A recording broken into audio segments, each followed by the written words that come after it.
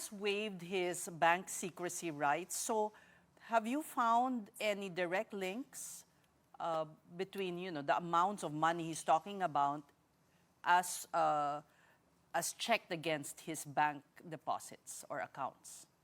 Well, wala pa, no? Kasi syempre ngayon pa lang ho nagpirma ng waiver. But I think yung pong waiver will have to be submitted to the AMLAC, no? Para they will have to look whether or not meron pong mga transaction reports na suspicious and covered dito po sa mga accounts po na ito. Kasi very important ho na talaga hong makita natin, firstly, whether these accounts actually exist, and secondly, if these accounts exist, kung meron po bang totoong inflow and outflow po ng malalaking mga pera. At if these are actual checks, kanino po nanggaling yung mga cheque po na ito.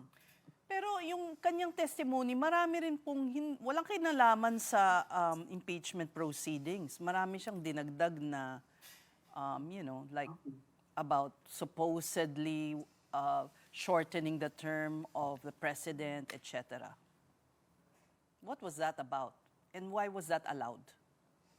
Well, it was allowed because it was part of the supplemental affidavit, hindi ba?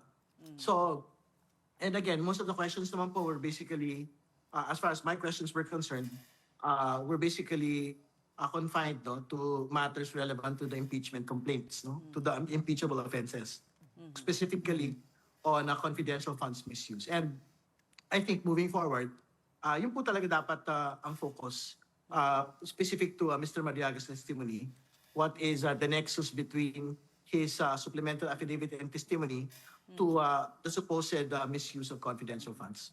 The chair was also careful to stop some of your colleagues, from pursuing a line of questioning. What's the explanation for this?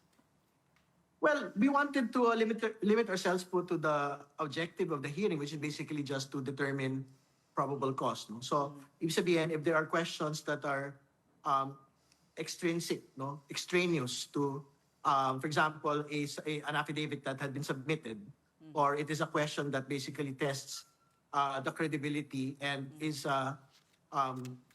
irrelevant to the submitted document, hindi mo pinapalagpas ni Chair Luis Tropuito. So this is also in consideration of some criticism that this may be going into Senate's territory once an impeachment trial happens, if ever there is one.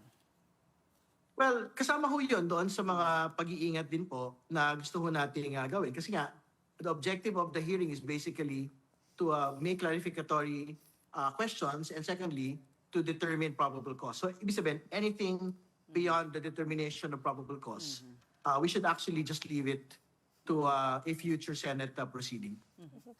Congressman Ridon, I was wondering about that iPhone that Madriaga keeps referring to. Supposedly, kinuha siya nung inarrest siya, so it's in the custody of, I don't know, the BJMP.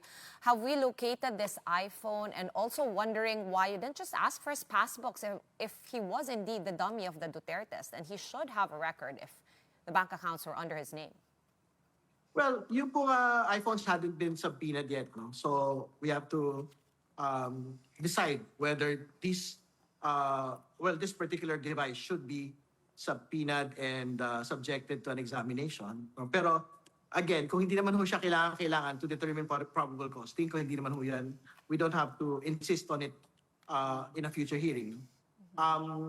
Yung passbooks po kasi syempre that presupposes that these accounts actually exist at this point, and actual passbooks exist. So, tignan pa ho natin kung ano pa ho yung mga pwedeng further information na makuha, lalo't higit the waiver has already been assigned. So, I will leave it to the committee secretariat to decide how to proceed, whether they have to relate with AMLAC or they have to relate with the banks na mentioned po in the affidavit. We will leave it to the committee secretariat to decide. And Congressman, earlier when Mr. Madriaga was recounting how he delivered these large sums of money, isa po sa nabanggit niya ay yung Office of the Ombudsman. Is the committee going to look into former Ombudsman Samuel Martires if he is involved in any way in this misuse of confidential funds? At tignan pa ho natin, kasi syempre that is an additional information na binabanggit po ni Mr. Madriaga. But also very important po kasi for us to be able to focus on already corroborative evidence. No?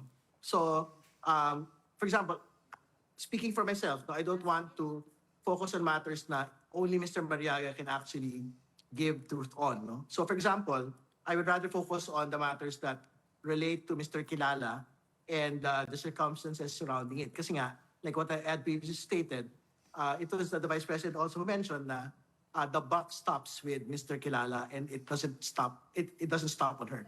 Hindi ba? So we would like to get further details on their relationship and their relationship with Mr. Monsaya. Kasi if that gets established, only then can we actually go further towards the Vice President with actual corroborative evidence.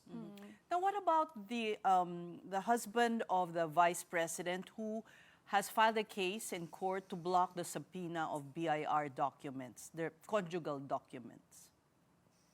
Well, I don't think a TRO had been issued as of today, but we are confident that as soon as we get to the next hearing, we will be able to present it, and we will be able to make comparisons between incomes of the Vice President and Mr. Carpio, and compare it against the net worth of the Vice President in 2024, which stood at 88 million.